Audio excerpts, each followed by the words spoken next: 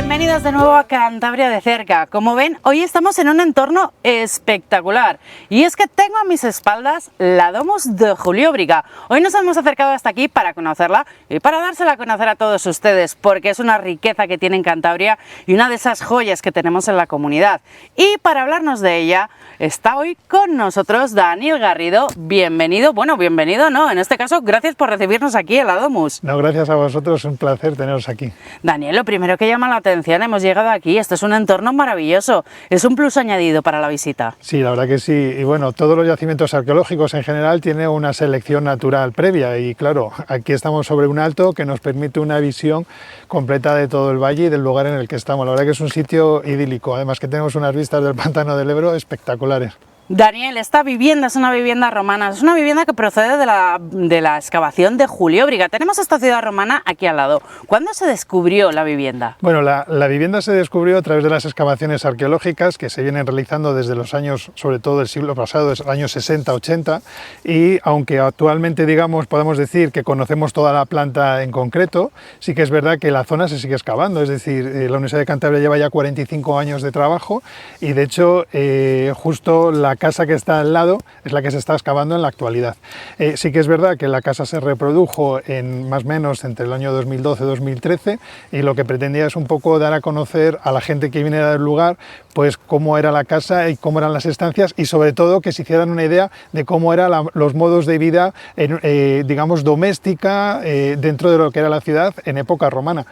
En concreto estamos hablando de una casa que fue construida más o menos en los años 80 del primer siglo, del siglo I después de Cristo, en época Flavia, que es en el momento de mayor esplendor de la ciudad. Es una casa, porque ya hablaremos un poco de la distribución de la ciudad, pero es una casa que estaría asignada a una familia que sería de clase media. O sea, esto es una casa no de donde vivía la población común. Efectivamente, si damos una vuelta por lo que es el yacimiento arqueológico vamos a encontrar diferentes zonas y esas zonas son diferentes barrios y vamos a ver a través de la construcción de los edificios diferentes clases sociales. Por ejemplo, tenemos un sector que se llama la Llanuca, que es donde están las grandes mansios, es decir, las grandes casas de la gente de pleno derecho, ciudadanos romanos y que sobre todo serían no solo comerciantes sino los que gobernaban lo que era la ciudad de Julióbriga, que digamos claro, estamos hablando de casas que tendrían en torno a 1.000-1.200 metros cuadrados, imagínate las dimensiones. Esta estaría en torno a unos 600 metros y sí que sería de una clase más o menos adinerada. De hecho, en la propia casa se ha recreado lo que sería una tienda, sobre todo de comestibles, que podrían comprarse, adquirirse en la propia tienda o consumirse, que es una cosa como muy de fast food, muy actual, ¿no? De poder llegar y consumir los productos ahí. Y luego tenemos otro espacio en la propia ciudad que sería dedicado, lo que llamamos a los humiliati, a la gente más humilde, que muchas veces pensamos que tiene menos importancia porque las casas son menos llamativas, pero al final son el eje ejecutor de lo que es la ciudad, es decir, estamos hablando de los artesanos, ganaderos, agricultores, y es muy curioso porque el tipo de construcción que realizaron es un poco lo que hoy en día hemos heredado con la cabaña ganadera. Esta casa es una de las riquezas que se han encontrado en Julióbriga, pero se lleva excavando muchísimo más tiempo. Sí, de hecho, por ejemplo, es entre finales, mediados del siglo XVIII, cuando los afloramientos arqueológicos que hay en este lugar fueron identificados por el padre Flórez como la ciudad romana de Julióbriga. A través de los escritos clásicos de Plinio, cuando describe Cantabria, él identifica la gran ciudad de Julióbriga, que era para él la villa romana más importante que había, muy cerca de Fontibre. Entonces, viendo un poco el espacio y la descripción que hacía, el padre Flores la identifica como tal. Y desde ese momento hasta la actualidad ha habido diferentes excavaciones y proyectos. Claro, tenemos que tener en cuenta que hoy en día pues, se excava con una cuadrícula y es más, digamos, más sistemático. Si estamos hablando de finales por ejemplo, de principios del siglo XX, esas excavaciones que se hicieron aquí en el lugar, claro, eran completamente diferentes. Era picar y buscar vestigios arqueológicos arqueológicos más que estructuras en ese sentido. Una excavación totalmente diferente a la que lleva ahora la Universidad de Cantabria. Eso es, de hecho este verano han vuelto a trabajar, como bien te he dicho, están excavando justamente la casa colindante, que se llama la Casa de los Mosaicos, porque han aparecido restos de mosaico. Fíjate que los mosaicos que aparecen son en color blanco y negro, son más o menos geométricos o ajedrezados que llamamos, pero hay una peculiaridad este año con el mosaico que han salido teselas de color, y sería el primer mosaico en Cantabria que ha aparecido con tonalidades, que es muy interesante en ese sentido.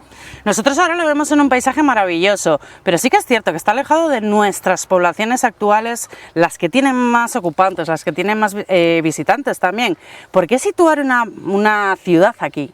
Bueno, la ciudad tenía cierta estrategia, Bueno, también tenemos muy cerca Reynosa, es decir, que yo creo que es un poco la heredera, ¿no?, de lo que fue Julióbriga.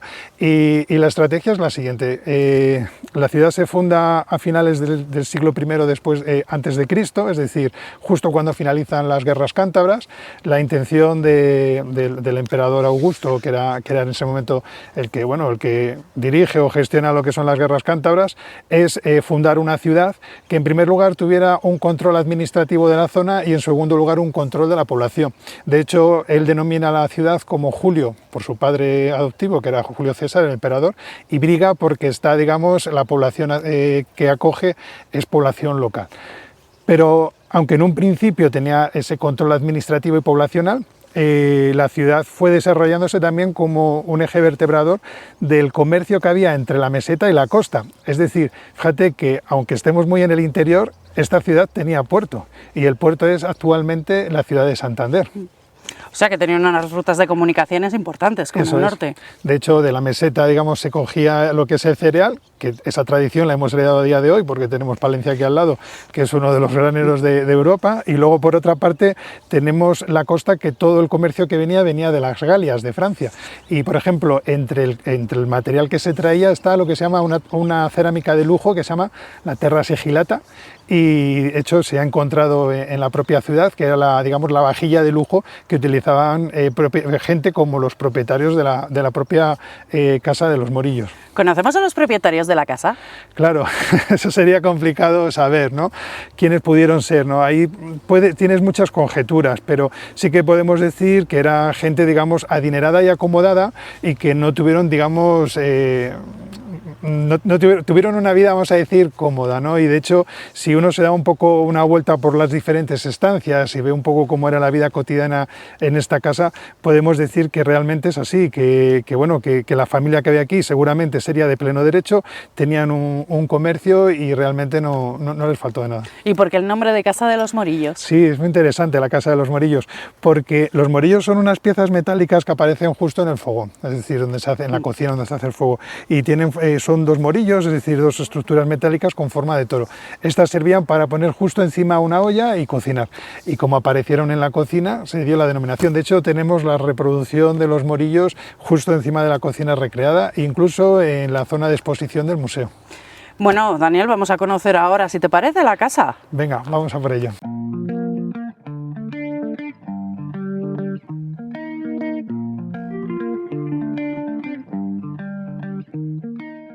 Daniel, ya estamos aquí dentro de esta domus. Lo primero que llama la atención es este gran patio central que tenemos. ¿Qué importancia tenía este patio? Bueno, el patio es el eje vertebrador, es decir, en torno al patio encontramos las diferentes estancias. De hecho, tiene una finalidad muy importante. En primer lugar, dotar de luz todas las estancias. Date cuenta que eran como muy privadas las casas, aunque parezca mentira, es decir, no hay apenas ventanas, o las ventanas son muy pequeñas y toda la iluminación viene del interior. Esto genera privacidad. Y luego además airea, es decir, accede todo el aire, y por esos ventanucos que tienen determinadas estancias generan corrientes de aire. Y luego, por otra parte, tenemos lo que es la zona porticada, lo que hace, la cubierta, captar todo el agua, que lo lleva directamente a unos depósitos de agua que tenemos en el propio patio. Por lo tanto, fíjate, iluminación, corrientes de aire, y encima nos surte de agua. Es decir, un patio completo, un patio que valía para todo. Eso es. Además está muy decorado, estamos viendo que está rodeado por toda una columnata. Sí, eso es, todo lo que es la fachada, toda fachada porticada, lo que te hace es permitir no solamente la iluminación, sino que también te está protegiendo de la intemperie, es decir, que si está lloviendo, o en este caso estaría nevando porque estamos en la zona de Reynosa, también te protege de estar en el exterior. ¿Y tenían entonces por debajo todo un sistema de canalizaciones de la Domus? Eso es, todo el agua va cayendo por la tejabana, es decir, de hecho vemos que las tejas son planas y directamente todo el agua lo que va a evacuar es directamente sobre el patio. En el patio hay una canalización y esto lo lleva a un depósito interior. No es en el caso de esta Domus, pero sí que se conocen otros casos donde el depósito estaba justo debajo del salón que tenemos nosotros detrás, del triclinium, y cuando hacía mucho calor en verano, lo que te hace es refrigerar. Es decir, sería como el aire acondicionado de la época. Y luego tenían como, eso ya la gente más pudiente, tenían como otra estancia que estaba calefactada, que tenía la radiación, digamos, el calor venía por el suelo. Es decir, dos estancias, una de verano y otra de invierno. En este caso no es así y el agua, digamos, acumulaba directamente en el patio, donde aquí se ha recreado como un pequeño pozo que era donde se captaba el agua. ¿Y tenían también sistema de desagüe? Sí. De hecho, aquí en la Domus está recreado, reproducido en la cocina. Y de hecho, justamente en la cocina, en ese desagüe, se encuentra la letrina, que es extraño encontrarte el baño justo al lado de la cocina, pero claro, al desaguar todo el agua sucia, lo tiraban por ahí, por ese agujero que iba directamente a la calle y lo utilizaban de baño. Hay que tener en cuenta que, claro, que todo va directamente a la calle, que no está canalizada, entonces había que tener un servicio de limpieza en la calle que permitiera, digamos, limpiar todas esas aceras. Pero como ingenieros eran buenos los romanos, para que luego digamos de los de ahora. Sí, eran muy buenos. De hecho, por ejemplo, no es el caso de la Domus. Hay aquí alguna casa que está dotada de baños termales, es decir, tiene una piscina de agua fría, caliente, con sauna, etcétera, incluso una sala donde hacer masajes. Estamos hablando de hace ya más de 2000 años, o sea, es una cosa impensable a día de hoy, pero realmente ellos ya lo utilizaban y lo practicaban. Otro de los elementos que llama mucho la atención que está situado en el patio es el lararium. Sí. ¿Qué era el lararium? El lararium es un pequeño altar que en este caso la familia, digamos, hay que pensar que eran politeístas, es decir, tenían varias divinidades y estaban de rango de menor a mayor.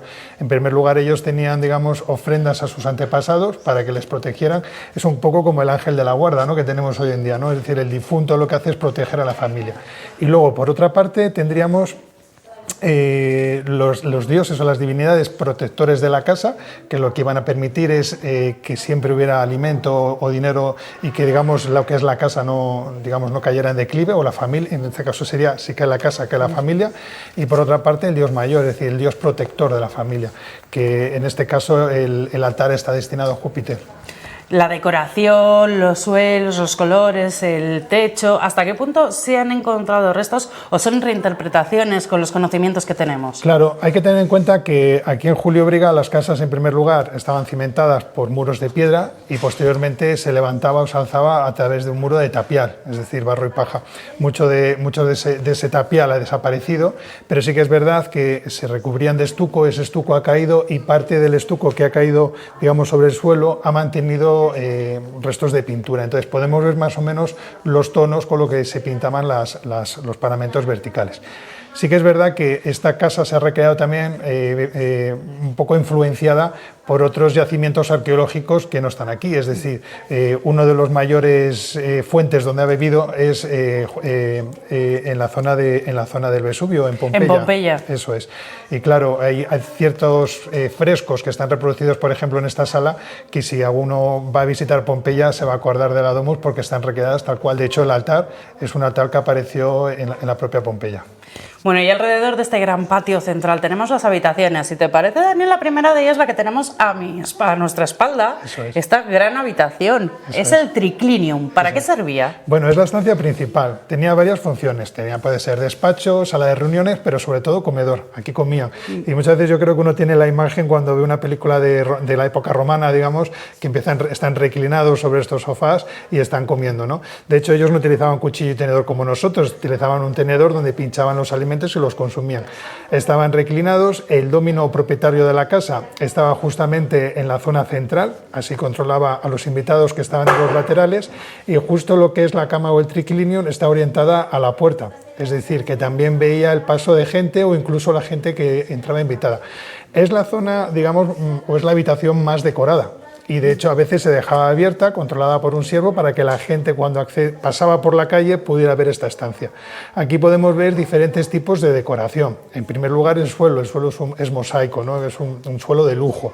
Y luego, por ejemplo, en Julióbriga no se utilizó el mármol porque era caro traerlo, pero aquí lo que se hizo fue, a través del estucado y luego pintado en fresco, lo que se hace es recrear o reproducir el mármol, ¿no? Y luego tenemos diferentes escenas, ¿no? Escenas que no se han visto aquí en lo que es la Domus o en Julióbriga en sí, pero sí que son escenas que hablan un poco, pues, de, por ejemplo, carreras de caballos, pues escenas de teatro, etcétera, que es un poco la temática en torno a la que se hablaría aquí en el Triclinium con los invitados, que muchas veces lo que se pretendía con esos invitados eran cerrar negocios, digamos, de comercio, pero también se podía cerrar incluso matrimonios, porque los matrimonios, a diferencia de lo que hoy, que es, digamos, un acto, digamos, un hecho de amor, ellos muchas veces el matrimonio lo veían como un contrato, ¿no? Es decir, lo que es unir, digamos, patrimonio. Lo que vemos en las películas es verdad, ellos comían, hablaban, hacían todo eso, bueno, más que tumbados, reclinados. Reclinados, eso es, y de hecho, por ejemplo, los siervos se ponían en los laterales, sobre todo en las esquinas,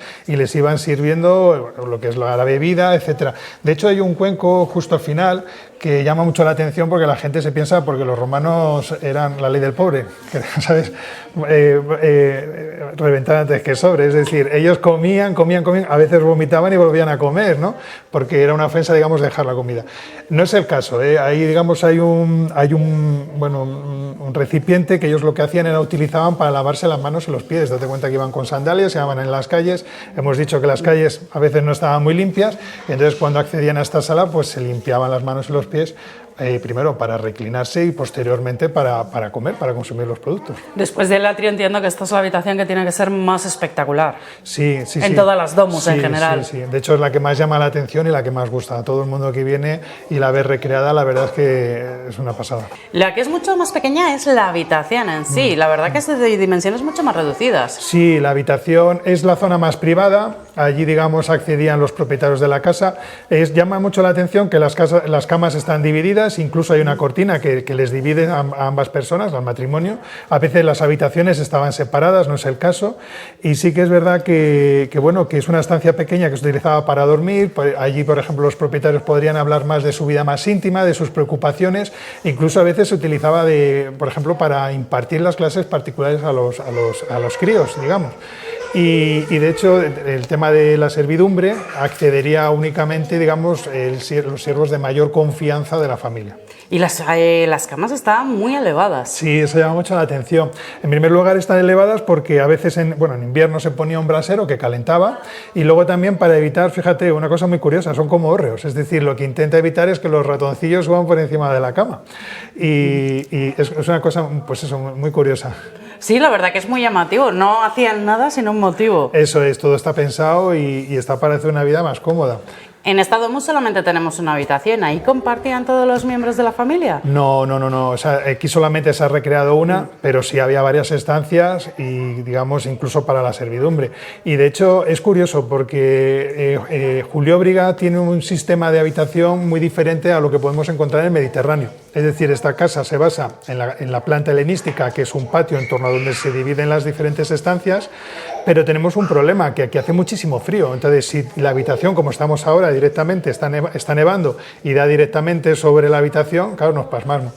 ¿Qué han hecho? Lo que han hecho es lo que llamamos habitaciones acodadas, es decir, que para acceder a la habitación desde el patio debería de hacer, digamos, como un recorrido que lo que me hace es proteger del frío y, digamos, accedería y no estarían directamente orientadas las habitaciones hacia el patio. Es que no, hay que recordar que estamos aquí al lado de Reynosa. Eso es, y los romanos, ellos venían con su tipo de arquitectura y sus modos de vida, pero claro, cuando llegaron aquí tuvieron que adaptarse. De hecho, en la zona de los Mansio había un patio porticado, y sí que se ha visto que ahí, por ejemplo, se ha tapiado completamente el patio para evitar ese frío. Pero vamos, que no solamente se ha dado en época romana, es decir, que te vas a otros sitios, estoy pensando en el monasterio de las Huelgas en Burgos, que también ha porticado, y todo eso se tapió porque allí también hace mucho frío. Y la otra gran habitación que tenemos aquí reconstruida, la cocina. Sí. Esa cocina que tiene muchísimos elementos. Sí.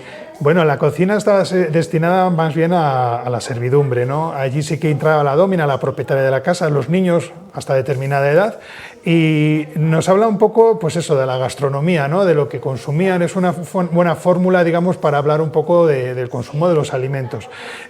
Aquí lo que se ha recreado es el almacén y la cocina. El almacén realmente y la cocina nunca estaban juntos. Aquí se ha hecho, bueno, pues una línea divisoria un poco a nivel museográfico.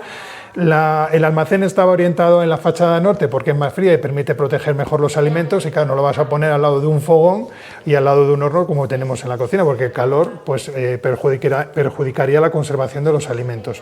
Es interesante porque aquí, digamos, tenemos ese fogón donde aparecen esos morillos que hemos hablado antes, que dan nombre a esta casa, y la verdad que te das cuenta, digamos, a través de la alimentación que ellos tenían, ¿no? Qué productos cogieron de aquí de Cantabria, pero también qué productos trajeron ellos para, digamos, la gastronomía propia de época romana, que son productos que nos han llegado a día de hoy. ¿Y qué productos se han encontrado? Por ejemplo, tenemos, bueno, a ver, encontrar como tal no se han conservado, pero por ejemplo, uno de los productos que se ha utilizado es el ajo, por ejemplo, o por ejemplo, hay salsas como el garum, que esas salsas se traían de fuera. Bueno, de hecho, aquí también se produjeron en Cantabria. El garum es una salsa que se utilizaba con el pescado en descomposición. Es una salsa como muy fuerte, pero a ellos les gustaba mucho introducirlo en los productos. Tenemos que tener en cuenta que muchas veces esos podían consumir productos frescos, pero también tenían que preservar o conservar los productos a través de ahumado, salado, pero cuando un producto empieza a echarse a perder, pues muchas veces se le condimenta para tapar ese mal sabor, y ellos, por ejemplo, utilizaban esa salsa. Además, también tenemos los elementos que asociamos más a los romanos, esas ánforas de almacenamiento. Eso es, las dolias, que además estaban semienterradas en el suelo para permitir esa frescura y que se conserve mejor. Y luego tenemos elementos cerámicos como, por ejemplo, un cuenco como muy vasto, que es más de producción local, o lo que habíamos hablado antes, que se traía de fuera, que eso es terra sigillata, que es esa vajilla que es de lujo, que en este caso la tenemos en la cocina, pero era raro verlo en la cocina, porque al ser de lujo y al ser costoso, pues se procuraba que no se rompiese, ¿no? Y era, digamos, sí que se traía, pero más bien estaría más destinada a zonas como esta, que es el triclinio.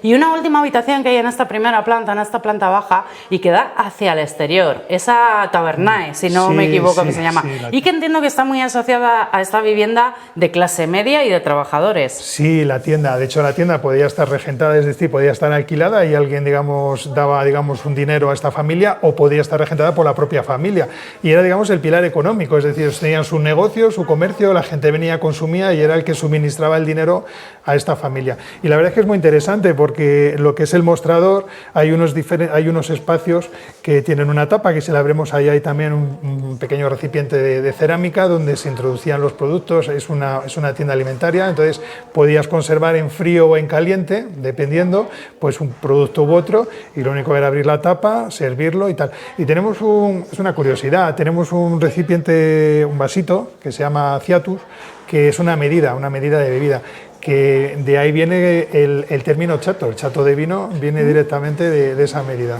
Muy curioso, desde luego. Sí. No lo conocía el dato. Sí, sí. Bueno, Daniel, esta es la primera planta. Hemos hecho un recorrido breve, la gente que lo quiera conocer se puede acercar hasta aquí. Pero es que además, posteriormente, en el año 2020, se puso en funcionamiento y está accesible también la segunda planta. Se ha convertido en un museo. ¿Qué se va a encontrar la gente que acude al museo? Bueno, pues mira, en primer lugar tenemos una recreación de los trajes que eran de la época, tanto cántabros como romanos. Tenemos un legionario, tenemos unos trajes típicos como serían las familias que habitaban casas como lo que es la Domus, y luego tenemos un recorrido de diferentes materiales que han aparecido en la excavación arqueológica, que nos hablan de diferentes facetas de la vida, o sea, es un poco para complementar un poco. También nos habla un poco de las historias de las excavaciones, de la distribución de la ciudad, y por ejemplo, a mí me llama mucho la atención, por ejemplo, objetos que están expuestos ahí, que alguien puede decir, pues eso es muy cotidiano, ¿no? Como son las llaves, ¿no? Que me recuerdan esas llaves de hace más de 100 años, de metal, grandes, que se han conservado... como la de la mazmorra. Por ejemplo, o por ejemplo objetos decorativos como anillos, pendientes, broches, fíbulas, o sea, y te hace un poco la visión de la joyería o recipientes. A mí me gustan mucho los objetos de cristal, ¿no? Pues te acerca mucho a día de hoy, ¿no? A hace 2000 años, de cómo vivían estas personas, que tampoco ha cambiado mucho. Incluso a veces, pues eso, ves determinados broches y dices, jo, qué gusto, ¿no? Qué bonito, ¿no? Y yo creo que, bueno, que es un complemento más a la visita, y yo creo que llevan, bueno, se rehizo porque ya había una exposición anterior, pero se actualizó completamente en 2020, y la verdad es que merece la pena venir a verlo. Además, los objetos que hay ahí arriba, esos no son reconstrucciones, son hallados en realidad en las excavaciones. Efectivamente, hay alguna recreación, porque están expuestos en el Museo de Prehistoria, pero hay otros que son originales, y eso, pues en un centro como este, una recreación, ver materiales arqueológicos que sean originales, pues es un punto a su favor para venir a conocerlo. Daniel, pues con esto, muchas gracias por este recorrido, pero vamos a conocerle también desde el punto de vista de un guía, a ver qué es lo que le cuenta a la gente, qué le cuenta al público que viene aquí a conocer la Domus de Julio Óbriga. Muy bien.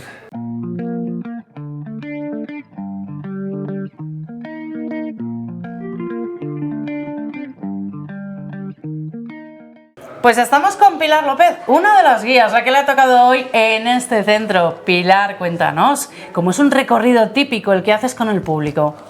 Bueno, pues lo primero que hacemos es ponerles un vídeo, una pequeña proyección que dura unos 10 minutos y les va a relatar un poco pues la historia de Julio Óbriga, de la ciudad que aquí existió. A continuación solemos explicar sobre una maqueta que tenemos en la misma sala de vídeo, pues el yacimiento, porque al final este edificio es una recreación. Lo original, los restos los tenemos fuera.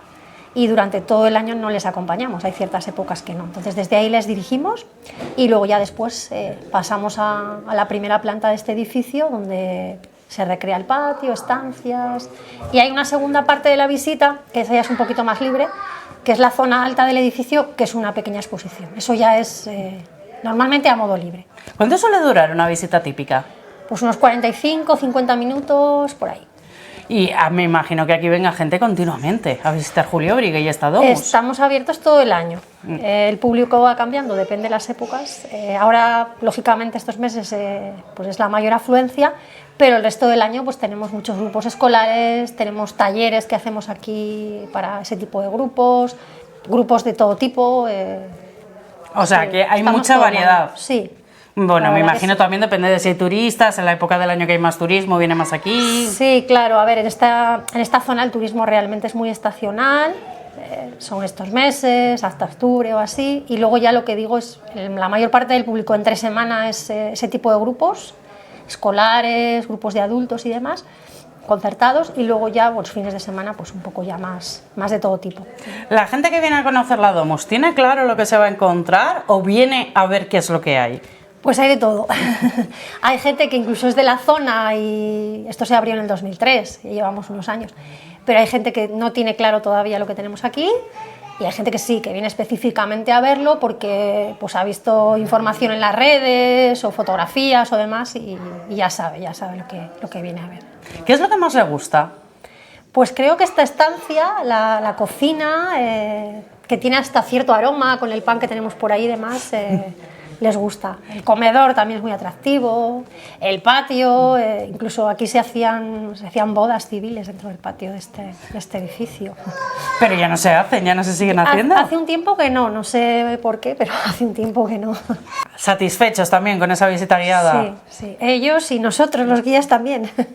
Pues la importancia que tienen los guías, ¿verdad? A la hora de conocer los centros y a la hora que te expliquen pues qué es lo que estás viendo. Sí, sin duda. A ver, esta visita es muy gráfica, muy visual, es una recreación, pero bueno, siempre que te cuenten algo más, pues te aporta sin duda.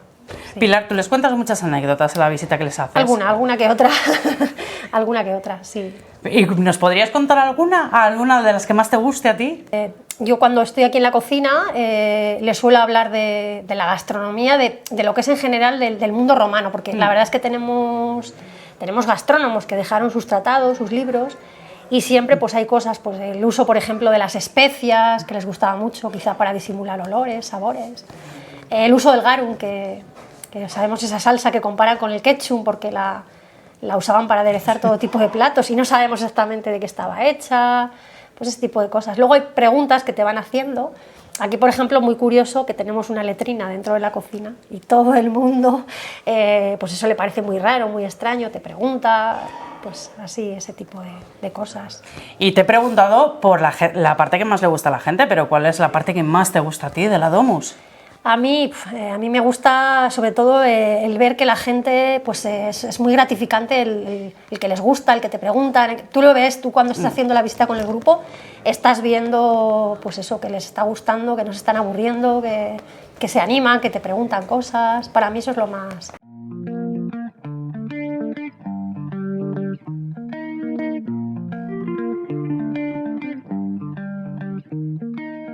It isn't that I don't wanna understand. I thought you was on the fence, that I wasn't in the plans no more. No, the flash want me steady to... Bueno, Daniel, después de conocer esta casa, después de conocer la Casa de los Morillos, para todo aquel que quiera acudir, ¿cómo se puede reservar la visita? Bueno, pues hay dos opciones, a través de la página web, en centros.culturadecantabria.com, compras online y con un solamente en el día no se puede reservar, al menos con un día de antelación, entramos, miramos las sesiones, la que más nos ajuste a nuestro horario, nuestro planning de ese día, podemos en ese caso comprar la entrada con anticipación.